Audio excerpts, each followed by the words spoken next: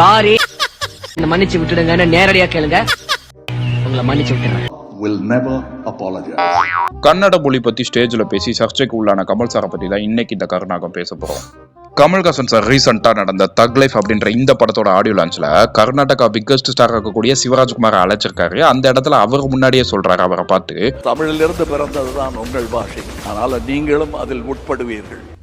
தமிழ்ல இருந்து பிறந்ததுதான் உங்களோட பாஷை அப்படின்னு சொல்றாரு. இதை சொன்னதும் அவரே சிரிச்சுக்கிட்டு ஏத்துக்கிட்டாரு. ஆனா ஒரு சில பேரால் அதை ஏத்துக்க முடியல.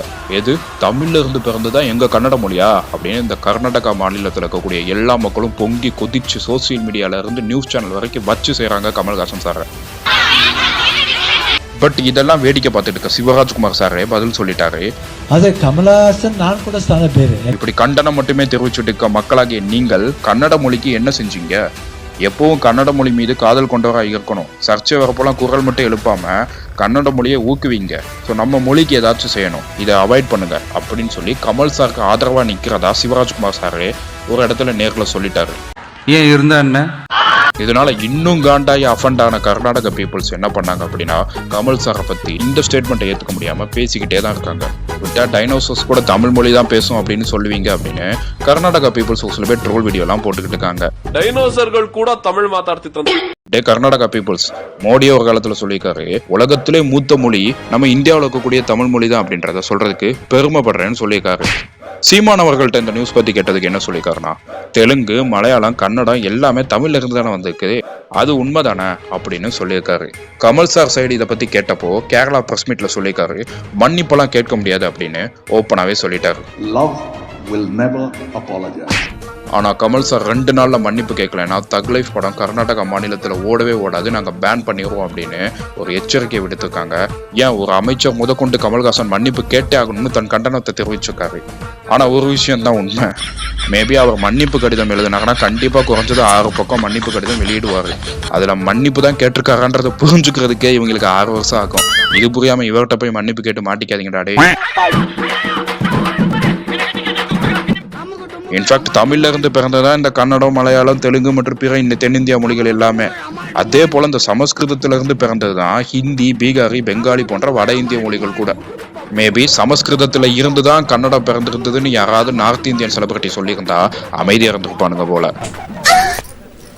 கிட்டத்தட்ட 700 வருஷங்களுக்கு மேல சர்வை பண்ணிட்டு இருக்குது உருது மொழி, 800 வருஷங்களுக்கு மேல சர்வை பண்ணிட்டு இருக்குது ஹிந்தி மொழி, 1500 வருடங்களுக்கு மேலேயும் சர்வை பண்ணிட்டு இருக்குது மராத்தி மொழி, 2000 வருடங்களுக்கு மேல சர்வை பண்ணிட்டு இருக்குது மலையாளம், தெலுங்கு, கன்னடம்.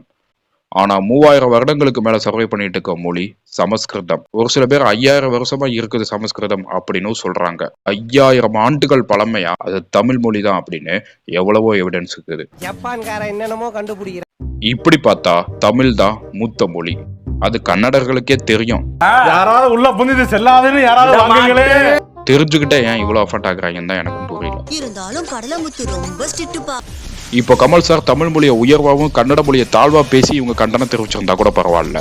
தமிழ் மொழியில் இருந்து பிறந்தது தான் கன்னடம், அதனால் நீங்க எல்லாம் எனக்கு சொந்தம் தான்ற ஒரு தோணில தான் சொல்லியிருக்காரு. இப்படி சொன்னதுக்கே இவங்களால தாங்க முடியாம இவ்வளவு போராட்டம் பண்றாங்களே, அப்ப நம்மள எந்த இடத்துல வச்சுக்காங்கன்னு தான் புரியல. தமிழ்நாட்டில் மட்டும்தான் மொழிக்கு போராட்டம் அதிகமா நடந்திருக்குது. அதே மாதிரி தமிழ் அப்படின்னு பல பேரே வச்சிருக்காங்க.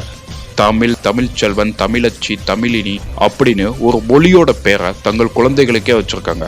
அட, நம்ம மாநிலத்தோட பேரு தமிழ்நாடு தானே. இதே கன்னட மாநிலத்துல போய் எவனாவது ஒருத்தனோட பேரு கன்னடா, கன்னடி அப்படின்னு ஏதாவது பேர் வச்சிருக்காங்களா? கமல் சொன்னது ரைட்டோ ராங்கோ அவங்க பெர்ஸ்பெக்டிவ்ல. இப்போ உலகம் ஃபுல்லா அதிகமா யூஸ் பண்ணக்கூடிய ஒரு மொழி என்னன்னு கேட்டா இங்கிலீஷ் தான். அது தெரியலன்னா இந்த இடத்துல குப்பை கூட கொட்ட முடியாது அப்படின்ற நிலைமைக்கு ஆயிட்டோம். அதுக்குன்னு கிரேக்க மொழி பழமையான மொழி இல்லைன்னு ஆயிடுமா? இல்ல கிரேக்க மொழி இங்கிலீஷோட பெஸ்ட் இல்லை அப்படின்னு சொல்லிட முடியுமா? பழமையான மொழி, தொன்மையான மொழி ஆல்வேஸ் பெஸ்டா தான் இருக்கும். அந்த தொன்மையான மொழிகள்ல இருந்தா கொஞ்சம் கொஞ்சமா வார்த்தைகள் கலப்படம் பண்ணி பிற மொழிகள்லாம் உருவாக்கிக்கு. இதை அக்செப்ட் பண்ணிக்கிற மனப்பக்குவம் கன்னடர்களுக்கு இருக்கணும். அட, இங்க தமிழ்நாட்டிலே ஒரு சில பேர் அதை அக்செப்ட் பண்ணாம அவங்களுக்கு முட்டு கொடுத்துட்டு இருக்கானுங்க. உங்களோட கருத்துக்கள் என்ன அப்படின்றத கமெண்ட் பண்ணுங்க. நீங்க தமிழை நேசிக்கிறீங்கன்னா தொடர்ந்து இந்த கருணாகத்தோட வீடியோ உங்களோட ஃபீட்ல வரணும்னா மறக்காம சப்ஸ்கிரைப் பண்ணிட்டு போங்க மக்களே. டாடா.